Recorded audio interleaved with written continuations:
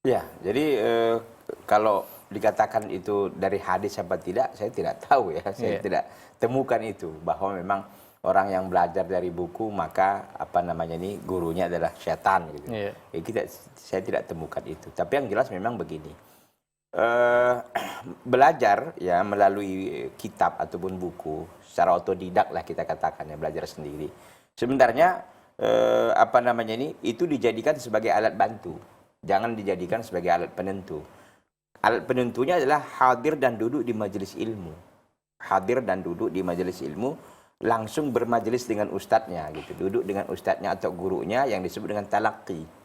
Talaqi itu mengambil ilmu langsung dari gurunya. Itu yang terbaik gitu kan. Makanya kalau kita lihat para ulama dulu, itu mereka langsung bersapar kan.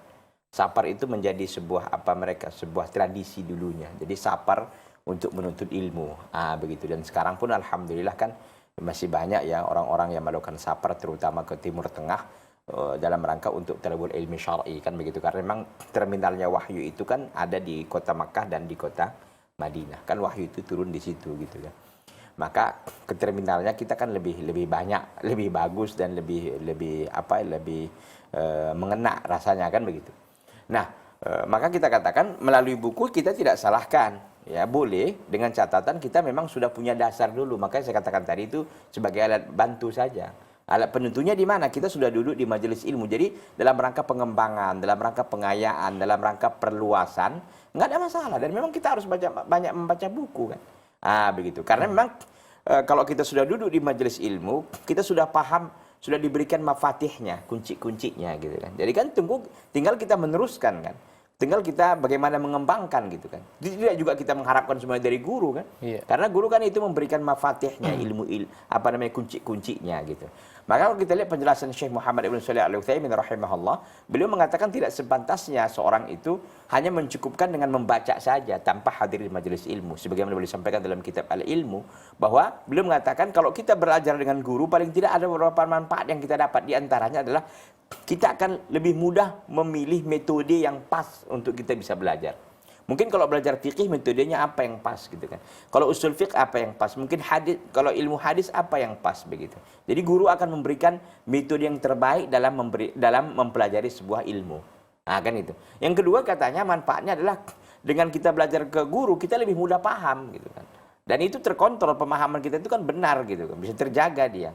Yang ketiga adalah kita bisa bergabung dan bertemu dengan thalabul ilmi syar'i yang lain. Jadi ada interaksi yang luar biasa antara guru dan murid dan di sesama murid juga. Iya. Gitu. Jadi memang kita katakan bahwa kalau belajar dengan buku saja kita tidak melarang itu, tapi dengan catatan itu jadikan sebagai alat bantu.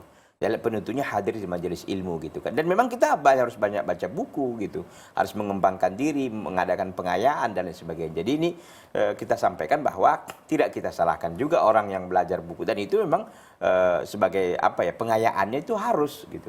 Tapi duduk di majelis ilmu adalah sesuatu yang memang sangat dianjurkan. Dan agar pemahaman kita benar terhadap satu ilmu yang sedang kita pelajari. Jangan kalau kita belajar sendiri kan kita akhirnya beristihad sendiri, begini sendiri tanpa kita ada tanpa kita ada yang mengontrol gitu. Dan memang para ulama katakan, kenapa Imam Bukhari itu sampai 1080 orang gurunya. Ini menunjukkan beliau ini mengkomparatifkan ilmu itu luar biasa beliau. Artinya membandingkan gitu kan. Yeah. Kalau guru kita cuma satu atu-atunya gitu kan, dia dari dulu, kita pun nggak akan luas wawasan kita. Tapi semakin banyak guru kita semakin semakin banyak pengetahuan dan satu dengan yang lain itu saling bisa mengontrol gitu. Kalau itu aja guru kita, apa yang terjadi? Kalau satu lah umpamanya guru kita kan. Ya akhirnya kita pun bisa taklidul a'ma jadinya. Kita taklidul buta kepada dia yang kita bisa jadi gulu pun, dan itu sangat berbahaya. Jadi saya sampaikan terakhir bahwa belajar dengan buku ini jadikanlah itu sebagai alat bantu, tapi yang jelas kita duduk di majelis ilmu berguru dengan ustadz itu sebagai alat penentu. Wallahu taala alam. Baik, terima kasih atas jawabannya. Mudah-mudahan dapat dipahami kita semua.